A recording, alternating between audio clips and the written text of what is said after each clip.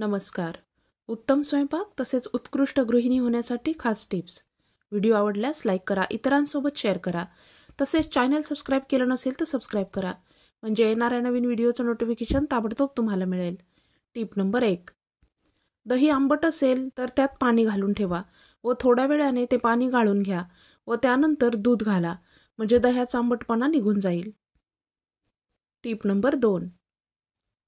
एखाद्या पदार्थामध्ये खसखस घालायची असेल तर खसखस आधी अर्धा तास भिजत घाला, म्हणजे ती छान वाटली जाईल.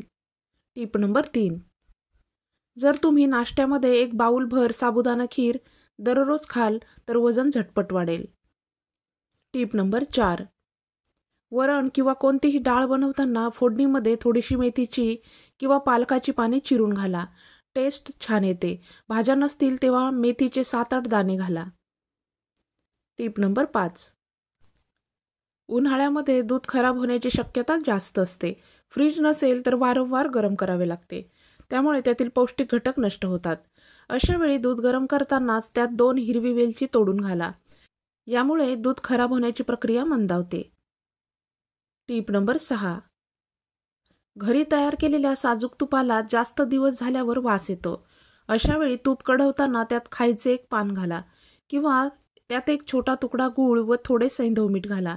त्यामुळे तूप जास्त दिवस ताजे राहील. Tip number 7. बेकिंग सोडा वापरून झाला की लगेच फ्रीजमध्ये ठेवावा, म्हणजे सोडा चांगला राहतो व त्यामुळे पदार्थ छान खुलून येतो. Tip number 8. उन्हाळ्याचे पदार्थ जसे की पापड, लोणचे, सांडगे बनवताना त्यात हिंग अवश्य घालावा. त्यामुळेच अशा पदार्थांना चव तर छान येतेच, शिवाय पदार्थ लवकर खराब होत नाहीत. Tip number 9. उन्हाळ्यात शरीरातील उष्णता वाढल्याने खूप त्रास होतो. डोळ्यातून पाणी येते, लघवीला जळजळ होते, यामुळे कशात मन लागत नाही. अशा वेळी बेंबीच्या भोवताली खायचा चुना लावावा. याने बराच आराम मिळतो. सोबत आहारात काकडी, कोशिंबिरीचे सेवन वाढवावे. टाळूवर खोबरेल तेलाची मालिश करावी. तसेच भुवयांना सुद्धा खोबरेल तेल लावावे. यामुळे डोळ्यांची होणारी जळजळ थांबते व झोप छान येते. नक्कीच ट्राय करा. Tip number 10. दुधावरची साय फुंकर मारून बाजूला करू नये. त्यासाठी छोटा चमचा वापरावा. त्यामुळे दूध दूषित होत नाही. Tip number 11. उन्हाळ्यात ताक पिणे फायदेशीर ठरते. अशा वेळी या ताकात जिरा पावडर, काळे मीठ घातल्यास टेस्ट छान येते. Tip number 12. आमटी पातळ झाली असेल तर थोडे शेंगदाण्याचे कूट किंवा बेसन पीठ घालावे. आमटी पुन्हा छान घट्ट होते. Tip number 13. गाजराचा रस व मध एकत्र करून पिल्याने प्रतिकारशक्ती वाढते. Tip number 14. पित्ताशयात पित्ताचे खडे झाले असतील तर पांढऱ्या मुळ्याच्या रसाचे सेवन करावे. रस पिण्या अगोदर किंवा नंतर दूध किंवा दुधाचे पदार्थ मात्र टाळावेत. Tip number 15. लहान मुलांसमोर कधीही दात कोरणे, कानात पिन घालून कान साफ करणे, व्यसन करणे टाळावे, कारण मुले मोठ्यांचं अनुकरण पटकन करतात. Tip number 16. तुमच्या घरात कोणीही झोपेत दात चावत असतील तर झोपण्यापूर्वी त्या व्यक्तीला एखादी लोखंडी वस्तू हळूहळू चावण्यास सांगा. जेवढे जमेल तेवढाच जोर द्यावा, जास्त जोर देऊ नये. असे थोडे दिवस करा. पहिल्या दिवसापासून फरक जाणवेल. दात चावण्याची ही समस्या पूर्णपणे सुटेल. यासाठी लोखंडी वस्तू साफ करून घ्यावी व मगच वापरण्यास द्यावी. यासाठी चिमटा, दाराची कडी, लोखंडी चमचा वापरावा. Tip number 17. आठवड्यातून 2दा कारल्याची भाजी खाल्ल्याने रक्त साफ होते. त्यामुळे चेहऱ्यावरील सुरकुत्या जाऊन चेहरा चमकदार होतो. Tip number 18. वरणामध्ये किंवा सांभार बनवताना शेवग्याच्या शेंगा डाळीसोबत कुकरमध्ये घालू नये. दुसऱ्या पातेल्यात थोडी हळद व मीठ तसेच थोडा गूळ घालून शिजवाव्यात. त्यामुळे त्या जास्त शिजल्या जात नाही व चवही टिकून राहते. Tip number 19. बेसन पीठ बाजारातून विकत आणण्यापेक्षा चणा डाळ कडकडीत सुकवून त्यात जिरे, धने, ओवा, किंचित मेथी घालून दळून आणल्यास खमंग पीठ तयार होते व या पिठाचे पदार्थ रुचकर लागतात. Tip number 20.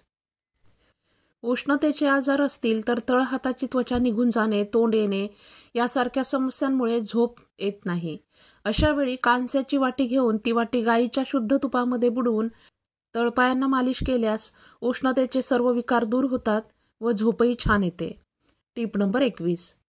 पुदिन्याच्या रसात साधं पाणी मिक्स करून या पाण्याने गुळण्या केल्यास टॉन्सिल्सची समस्या दूर होते. टीप नंबर 22. ज्या व्यक्ती रात्री चहा पितात त्या व्यक्तींचा मेंदू कमजोर होतो. टीप नंबर 23. रात्रीचे जेवण कमी घ्यावे, त्यामुळे ॲसिडिटी सारख्या समस्या होत नाहीत. पोट कमी होण्यास सुद्धा मदत होते. टीप नंबर 24. इडल्या बनवण्यासाठी तांदूळ भिजवताना सोबत थोडे पोहे व साबुदाणे सुद्धा घालावे, त्यामुळे इडल्या लुसलुशीत होतात. टीप नंबर 25. पुरणपोळीचा स्वयंपाक करण्यास जास्त वेळ लागतो, त्यामुळे पुरण आदल्या दिवशीच बनवून ठेवल्यास स्वयंपाक बनवण्यास जास्त वेळ लागत नाही. शिवाय पुरणाला चवही छान येते. टीप नंबर 26. उन्हाळ्यात अंडी लवकर खराब होतात. अशा वेळी अंड्याचा कुठलाही पदार्थ बनवताना अंडे फोडून लगेच गॅसवरील भांड्यात ओतू नये. एक वाटी घेऊन त्या वाटीत अंडे फोडावे व हे अंडे चांगले असेल तरच ते गॅसवरील भांड्यात ओतावे व त्यानंतर दुसरे अंडे परत त्याच वाटीत फोडून मग त्या पदार्थात ओतावे. असे केल्यास एखादे अंडे खराब असेल तर लगेच लक्षात येईल व सर्व पदार्थ एका अंड्यामुळे खराब होणार नाही. टीप नंबर 27. चपाती लाटून झाल्यावर पोळपाटावर जास्त वेळ ठेवू नये. चपाती कडक होते व फुगत नाही. टीप नंबर 28.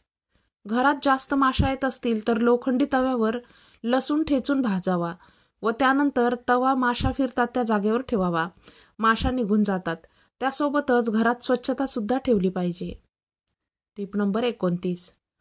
पुदिना व खडीसाखर मिसळून खाल्ल्यास महिलांमध्ये असणारे पाळी संबंधित आजार बरे होतात. टीप नंबर 30. रात्री अंधारात झोपल्याने डिप्रेशनचा धोका कमी होतो. मैत्रिणींनो, आता तुमचा निरोप घेते. पुन्हा भेटूयात. धन्यवाद.